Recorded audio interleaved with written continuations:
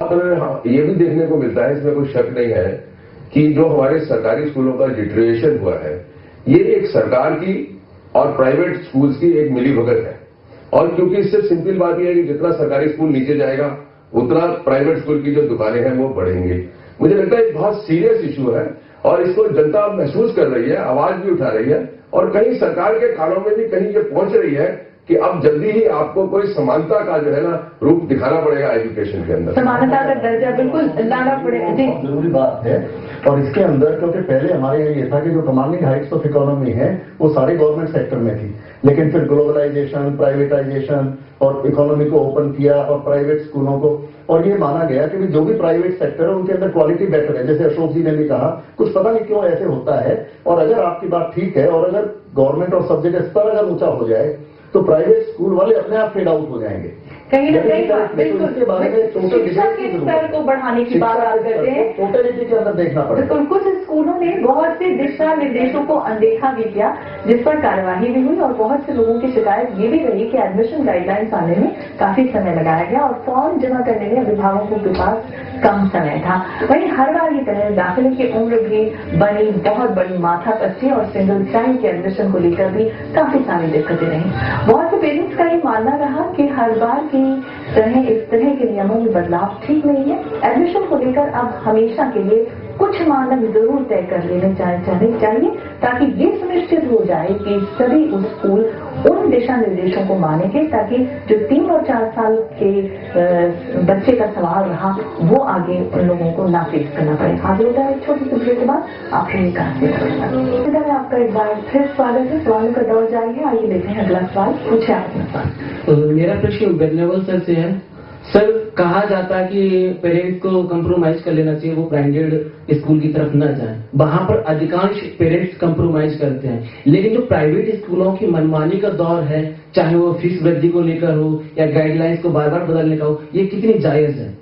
Right to education act जो बना है उसके तहत जो गाइडलाइंस दिए गए हैं, गाइडलाइंस इस तरह से दिए हुए हैं और थोड़ा सा फ्रीडम दिया गया है। अभी जो नए गाइडलाइंस आए हुए हैं उसमें प्राइवेट स्कूलों को या सभी स्कूलों को फ्रीडम दिया गया है वो क्राइटेरिया अपना डिसाइड करे, जिसमें सिबलिंग हो, गर्ल चाइल्ड है, नेबरहुड है, ये बाकी ये क्राइटेरिया डिसाइड करे।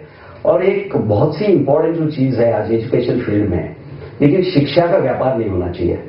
शिक्षा को एक नोबल प्रोफेशन की तरह से देखा जाना चाहिए और एक सोशल रिस्पॉन्सिबिलिटी होनी चाहिए। हर एक स्कूल को या हर एक टीचर को वहां जो पढ़ा रहे हैं, वहां की जो प्रिंसिपल है या मैनेजमेंट है, इनको जानना चाहिए कि एक सोशल रिस्पॉन्सिबिलिटी के तहत उन्होंने बिल्कुल कोई वायलेशन नहीं करना चाहिए।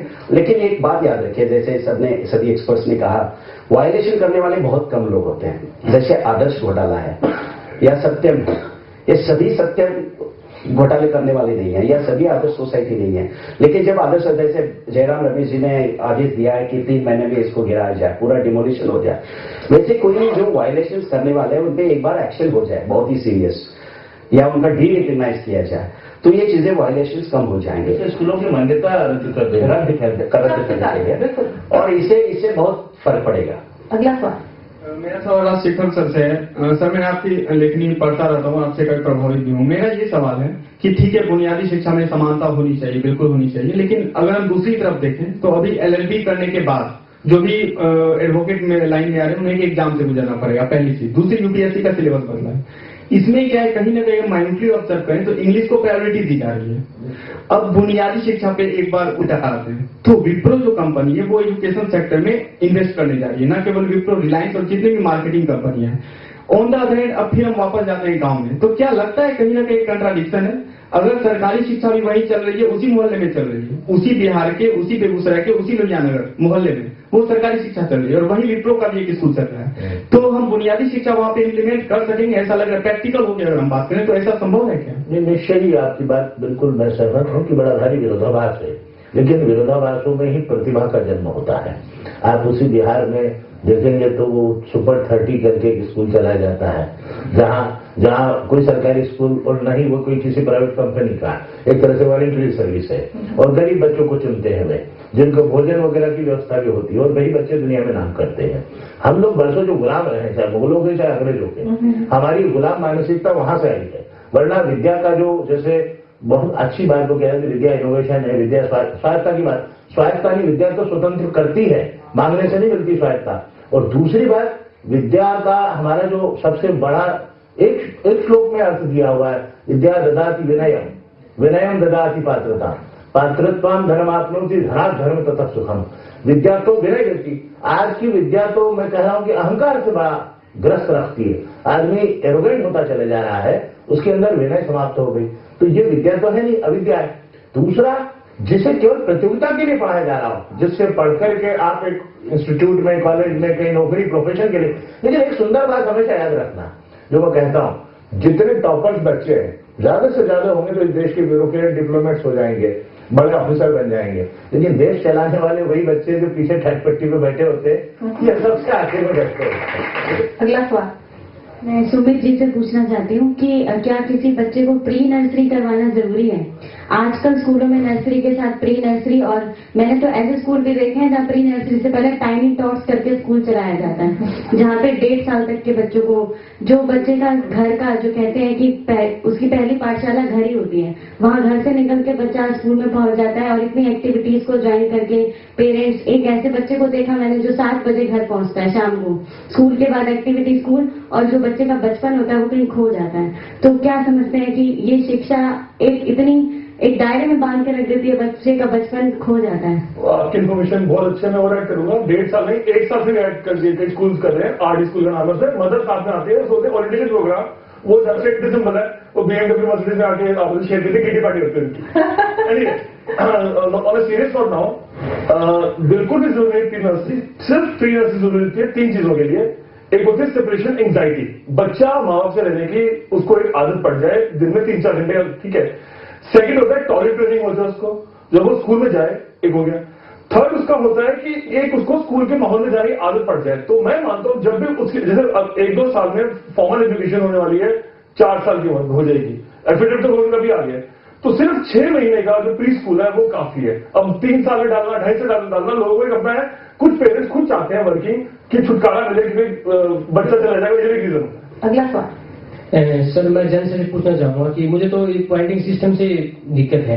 ये इसमें दिखाया गया कि किसी के फादर पेरेंट्स अगर MSc हैं, PhD हैं, तो उनको नंबर दिया जाता है। क्यों नहीं हम ऐसे पेरेंट्स नंबर दिया जाए ताकि जिनके बाप अनपढ़ हैं, तो आज तक जो हमारे समाज में पिछड़ा हुआ वर्ग है, जो अब तक हम उसको आगे लेकर पाए हैं, तो क्यों नहीं ऐसे पेरेंट्स को नंबर दिया जाए ताकि उनके बच्चे आगे बढ़े? अगर हम उन्हीं पेरेंट्स को नंबर देंगे जिनके ऑलरेडी PhD हैं, तो उनको क्या, वो तो अपने बच्चों को अच्छी तरह गाइड कर पाएंगे। नहीं, सबके लिए शिक्षा होनी चाहिए, और जो 3 चीजें हैं, पेरेंट की इनकम, पेरेंट की क्वालिफिकेशन, पेरेंट का प्रोफेशन, इन चीजों के पॉइंट्स जो है वो नहीं देने चाहिए। ये बिल्कुल क्लियर है और ये हमारा स्टैंड है कि इन चीजों के पॉइंट्स नहीं देने चाहिए। लेकिन जो नजदीक बच्चे रहते हैं, जो बच्चे ऑलरेडी हमारे पास पढ़ रहे हैं, उनके सगे भाई बहन, क्योंकि अगर एक बच्चा हमारे यहाँ पढ़ रहा है, एक दूसरे स्कूल में जाए, उनकी भी एक डिफिकल्टीज आती हैं, उनको भी ध्यान में रखते हुए इस तरह की चीजों का, फिर कुछ स्कूल जो हैं वो भाषा के हिसाब से या किसी उनकी एक विशेष कुछ रिक्वायरमेंट्स होती होंगी, तो उनके अंदर, लेकिन अशोक अग्रवाल जी की बात ठीक है कि भी एक बच्चे और दूसरे बच्चे के अंदर भेद ना करें, और उसके अंदर पॉइंट सिस्टम को खत्म करने के बाद जो ऑल्टरनेटिव है वो हमारे पास सिर्फ लॉटरी का बचता है। और इसके अंदर जो डिबेट हुई है मनोवैज्ञानिकों के बीच में और काफी सारे लोगों के बीच में, वो डिबेट करने के बाद ही ये पक्ष है, इसके अंदर कोई फाइनलिटी नहीं होती है कि भाई लॉटरी सिस्टम अच्छा है या पॉइंट सिस्टम अच्छा है। लेकिन उसमें ऐसा माना गया और सरकार ने भी बात को मान लिया कि भी पॉइंट सिस्टम से जो नजदीक के बच्चे हैं, क्योंकि दिल्ली के अंदर ये 30-40 किलोमीटर, जो अगर माँ बाप पढ़े लिखे नहीं है जी, लेकिन वेल ऑफ है, लेकिन वेल ऑफ वेल ऑफ, तो वहां पर फिर पॉइंट्स किस आधार पर तय होंगे? उनका नेबरहुड जो नजदीक है वो रहेंगे, जिनके बच्चे पढ़ते हैं, मेरी गर्ल चाइल्ड, क्योंकि स्कूलों के अंदर लड़कियां कम आती हैं, तो उनको एनकरेज करने की, ऐसा नहीं लड़कों के खिलाफ है। वो मेरा भी जैसा है, जैसा ये बताओ आप सही में कि आप माँ बाप को दाखिला देते हो या बच्चों को दाखिला देते हो? बच्चों को दाखिला दे रहे हैं, और बच्चों को भी दाखिला जो है वो उसका जो कंप्यूटर है वो दाखिला देता है। और अगर कंप्यूटर के अंदर अगर आप बच्चों को ईमानदारी से दे रहे हैं, तो माँ बाप की डिटेल्स में क्यों जा रहे हैं? माँ बाप अगर जाना भी है तो इसी डिटेल का तरीका बदल जाए। जैसे बच्चे ने बहुत सुंदर बात पूछी, आपने दोनों तरीके पूछे, फिर क्या करें, लॉटरी नॉट नेसेसरी। आप जिज्ञासु की तरह बच्चों की जैसे चयन परीक्षा होती थी, पहले आप पेरेंट्स आओ की तरह आए, बच्चे का IQ टेस्ट लीजिए, EQ टेस्ट लीजिए, एक बार चलिए वो नहीं, चलो वो ना हो, आप नहीं, आप जिज्ञासु की तरफ से परीक्षा लेते थे ना, परीक्षार्थी वो नहीं कर रहे हैं। अब उसी को आप पलट लीजिए, जैसे उस बच्चे ने कहा कि आप क्वालिफिकेशन माँ बाप की पूछते हैं, प्रोफेशन पूछते हैं या इनकम? नहीं, मैं कहूँ कि पूछें। अच्छा, जिसकी जिसकी कम इनकम हो उसे प्रायोरिटी दे, जिसके पिता नहीं पढ़े लिखे हो उसे प्रायोरिटी दे, और ये जिसकी एक सवाल और आप क्या कर रहे हैं कि MPhil PhD डिलीट के बच्चे को प्रायोरिटी दे रहे हैं? अरे जिसका पिता नहीं पढ़ा उस बच्चे को पढ़ाना समझ कर रहे हैं। पढ़ना जो है वो एक पाप हो गया, मेहनत करना एक पाप हो गया।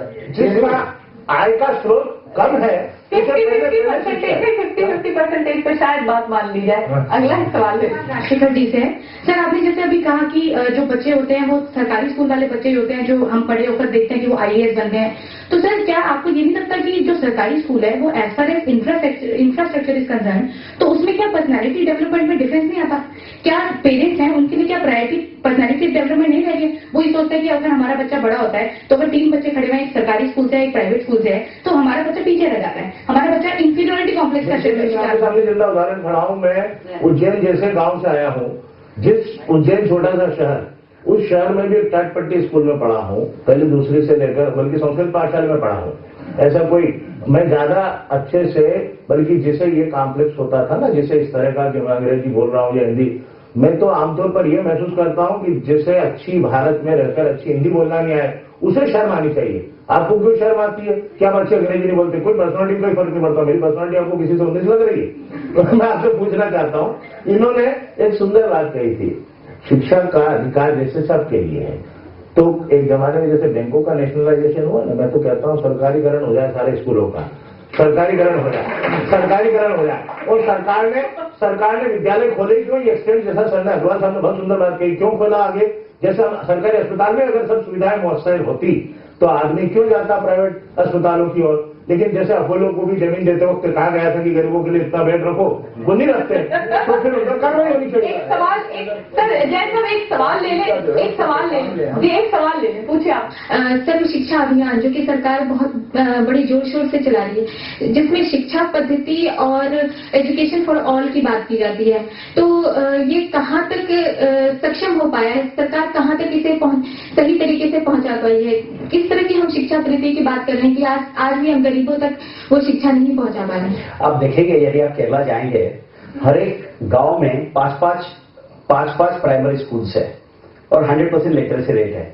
सरकार ये कर नहीं पाएगा, इसीलिए जरूरी है कि पब्लिक प्राइवेट पार्टनरशिप की आज बात हो रही है। जैसे गवर्नमेंट स्कूल से, जैसे विप्रो की बात हुई थी, अजीम प्रेमजी यूनिवर्सिटी उन्होंने शुरू की। एक्चुअली यदि ये कॉर्पोरेट सेक्टर एक कॉर्पोरेट रिस्पॉन्सिबिलिटी, अपनी सोशल रिस्पॉन्सिबिलिटी समझ के यदि आगे आए और गवर्नमेंट स्कूल्स जो है, जो भी ये छोटे मोटे स्कूल्स है, ये ओन करे, तो इकोनॉमिकली जो वीकर सेक्शंस है, जो डिसएडवांटेज सेक्शन है, इनके लिए जरूर शिक्षा का हम अवेलेबिलिटी कर सकते हैं। ज्यादा से ज्यादा स्कूल खोलने चाहिए, उसकी क्वालिटी जो है वो क्वालिटी सबसे ज्यादा मायने रखती है। और जब तक ये पब्लिक प्राइवेट पार्टनरशिप नहीं होगी, जब तक कि सब अपनी सोशल रिस्पॉन्सिबिलिटी समझ के आगे नहीं आएंगे, ये नहीं हो पाएगा।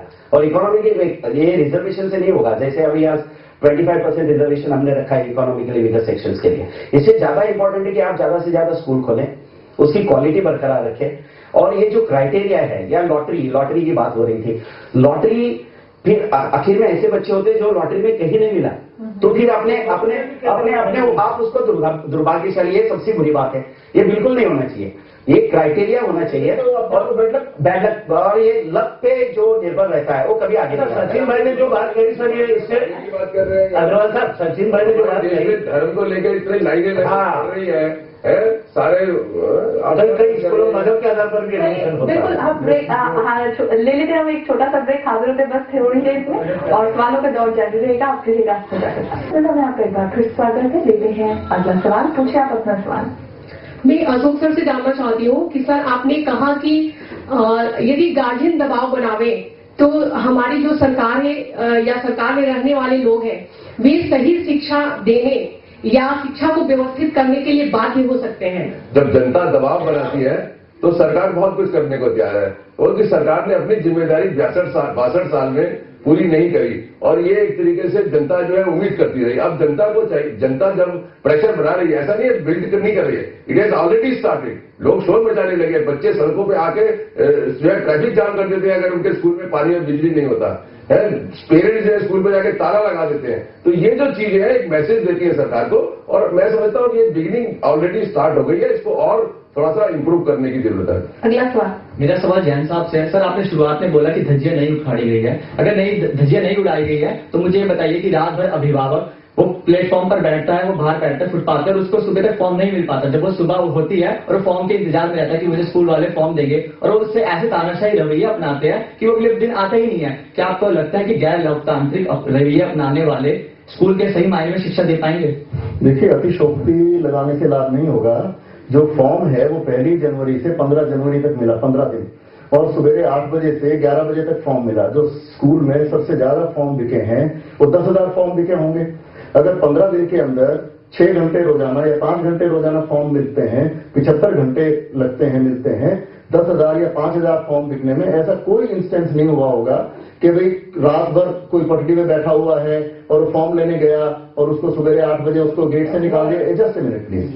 क्योंकि ऐसा अगर होगा, स्कूल को भी जो फॉर्म है वो देने हैं, रजिस्ट्रेशन करने हैं, उनको वो डाटा भिजवाना है, तो वो स्कूल क्यों नहीं फॉर्म देगा? स्कूल जो है, आप कह रहे हैं स्कूल 500 रुपए का, 400 रुपए का, 100 रुपए का फॉर्म बिक रहा है, तो वो अगर एक फॉर्म बिकता है 100 रुपए, उसके पास आने होते तो 100 दाखिल करते हैं। अगला एक सवाल सचिन जी, अभी सुमित ने सर ने थोड़ी देर पहले बात की थी जिन बच्चों के पेरेंट्स IIT IIM से उसको 5 से 15 नंबर दिए जाते हैं। आखिर स्कूल्स जो है और स्कूल जो एडमिनिस्ट्रेशन है वो बच्चों के पेरेंट्स के स्पेस के और उनके काम के बारे में पूछ कर क्या जानना चाहते हैं?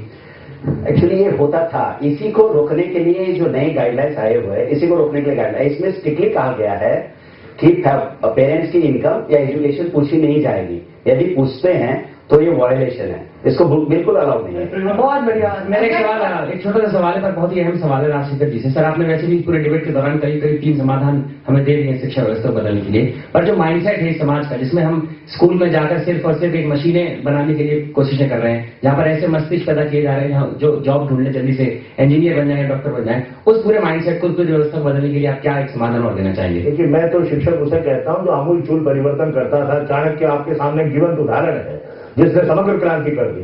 शिक्षक तो वो होता था जो समाज वो सत्ता को भी परिवर्तित करके रख देता था। तो शिक्षा का सारा मूल स्रोत ही क्या है? आज जिस हम शिक्षा समझ रहे हैं वो सूचना है, ज्ञान नहीं है।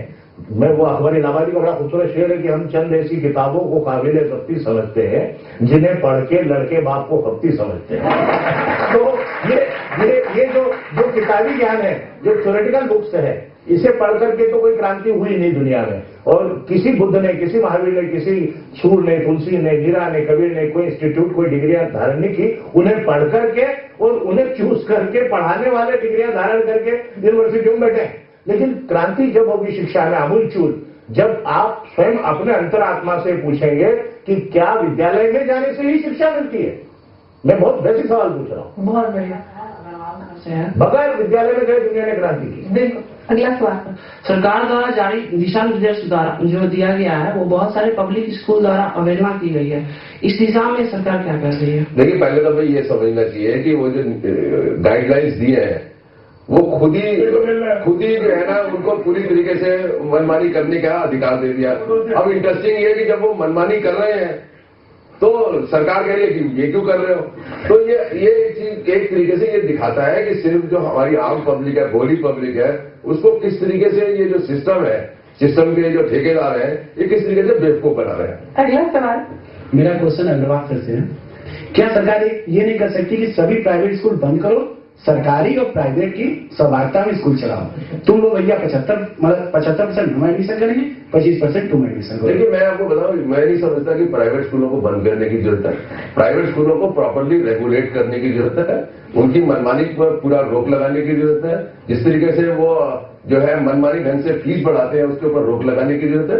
ये जो पब्लिक स्कूल बोलते हैं, एक्चुअली ये हमारी प्रॉपर्टी है हमें इसको इस्तेमाल करना चाहिए जनरल गुड के लिए, अपने बच्चों के लिए। अभी 25% हमारे जा रहे हैं, हो सकता है जल्दी जो है 50% में, हो सकता है कि 100% हमारे बच्चे जो है सरकार के खर्चे पर प्राइवेट स्कूल में पढ़े। वो स्थिति हमें लाने की जरूरत है, जिसमें आम जनता को, आम बच्चे को जो है एक अच्छी और क्वालिटी एजुकेशन मिले। आपने वही सोचा कि डीओई एक स्ट्रिक्ट गाइडलाइन देता है स्कूल को दिल्ली में, क्या हमें ये पॉइंट सिस्टम रखना है तो प्रॉब्लम ही नहीं आती, क्यों नहीं दिया जाए? क्वालिटी एजुकेशन सबको ही मिलनी चाहिए, सिर्फ प्राइवेट स्कूलों में नहीं, सरकारी स्कूलों में। बहुत अच्छा सवाल उठाया था। आगे बढ़कर अग्रवाल साहब जो कह रहे हैं उससे और आगे निकल जाए तो मुझे बच्चों को क्लास में मैं जब अपने पाठ्यक्रम की किताब पढ़ाता था तो एक पाठ पढ़कर बड़ा दुख हुआ कि भारत कभी फुटबॉल वर्ल्ड कप में नहीं गया चुन्नी गोस्वामी या उनके बाद 56 के बाद, क्योंकि उनके पास जूते पहनने को नहीं थे और ये कोर्स बुक में पढ़ाया जाता 10th बोर्ड में।